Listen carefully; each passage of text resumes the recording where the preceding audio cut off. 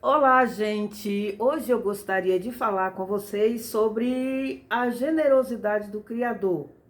É algo que eu gosto muito e tenho meditado muito durante esse tempo, esses dias, e eu gostaria de falar um pouco sobre isso hoje, né? E gostaria de contar também uma experiência de uma revolta que eu tive quando eu era bem jovem, né? E eu me revoltei com o Criador. Mas era assim, ela não era aquela revolta rebelde, não. Eu ficava me questionando porque eu não entendia. E eu lembro que a gente discutia muito esse assunto, eu e a minha família, mais precisamente a minha mãe e a minha tia, e a gente ficava falando, tentando entender isso, o que é normal, né? A gente não entende, a gente quer entender, né? Então é assim, eu ficava pensando o seguinte, nós nesse mundo temos que lutar muito, né, contra o pecado, contra o mal, porque nós temos essa tendência a pecar, infelizmente. Então eu atribuía, passei a atribuir durante um tempo, lá na minha juventude, assim, bem novinha, mas era tipo assim, 17 anos, 18, a Deus. Eu digo, se Adão e Eva pecou, é porque o Criador, Deus, ele fez eles com tendência ao pecado. Por que que os anjos não pecam? Eu me perguntava, né? Porque Deus fez eles sem essa tendência ao pecado. Aí agora a gente tem que passar por essa situação toda, lutando pela salvação. Esse era o meu questionamento. E aí eu ficava meio revoltada, porque eu achava que a culpa era de Deus. É como se Deus tivesse sido ali meio, não sei, meio desonesto com a gente, né? E eu, ao mesmo tempo, eu tinha muito medo, porque eu acho um pecado isso, né? Não conseguia entender. Depois eu fui entendendo, aos poucos, que na verdade Deus não fez a gente com tendência ao pecado. Ele fez a gente com o direito de escolha, né? Essa é a palavra, eu acredito. A gente pode escolher errar ou acertar. Ele não fez a gente como robô, né? Como um boneco que diz faz isso e a gente faz, pula e a gente pula, agora fica de cócora. Não. Ele deu a gente o direito de escolha. E aí eu comecei a entender que Deus, na verdade, ele não tinha sido desonesto com a gente, ele tinha sido generoso, porque ele deu esse direito a gente. E ele só deu a gente, nós seres humanos. Ele não deu para nenhum outro ser, né? E é engraçado que eu acho que faz mais ou menos um ano e meio, talvez, por aí, no meu trabalho, foi engraçado o que aconteceu. Caiu lá um filhotinho de periquito, esse periquitinho verde, né? Caiu no quintal.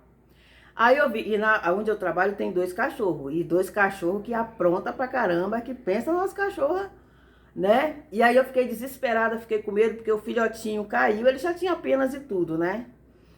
Caiu no quintal, e eu peguei, fui pro lado, achei que ele fosse voar quando eu fosse me aproximar dele, mas não. Ele era muito novinho, e tava no chão.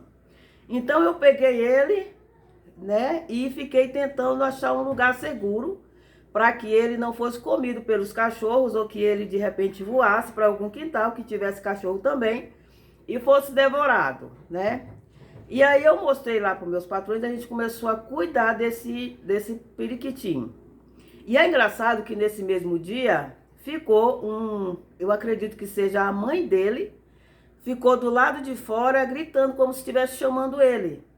Mas ele não atendia, ele estava muito assustado, dava para ver os olhinhos dele que ele tinha muito medo de voar, né? Às vezes ele dava uns passinhos andando, mas ele nunca voava, ele tinha medo.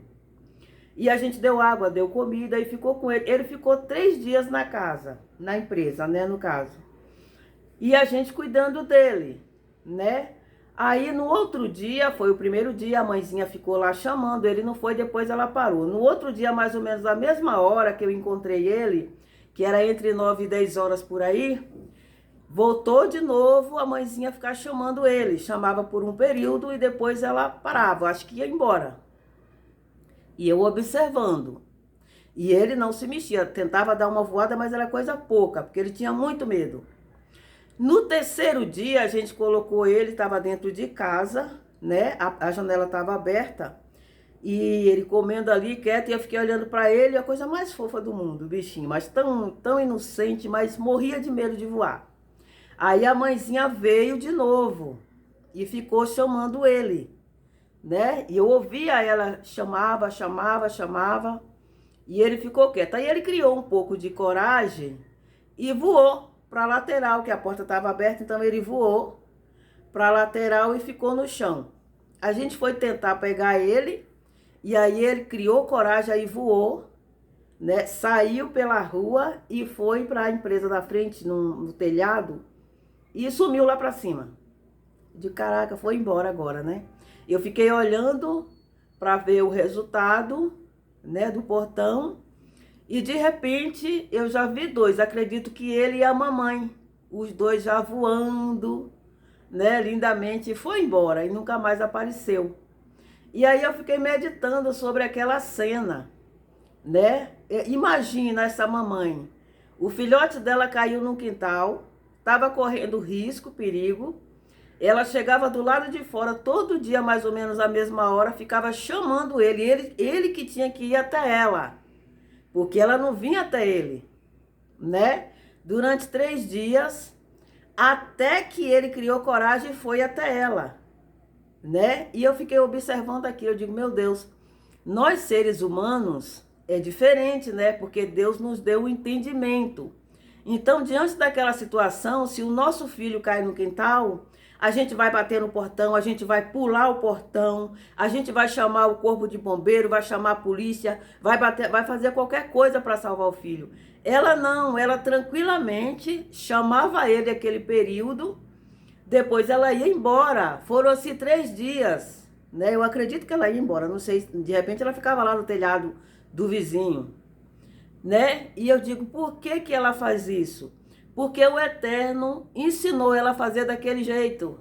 Ele disse, ó, você vai agir dessa forma e tal, e ela obedece. Ela não tem escolha. Ela segue o roteiro como Deus colocou. E assim é todos os animais. Eles agem por instinto, né? Eles não têm uma outra escolha. É só aquilo que o Eterno ensinou. Já pra gente, ele nos deu o direito de escolha. A gente tem milhares de atitudes para tomar.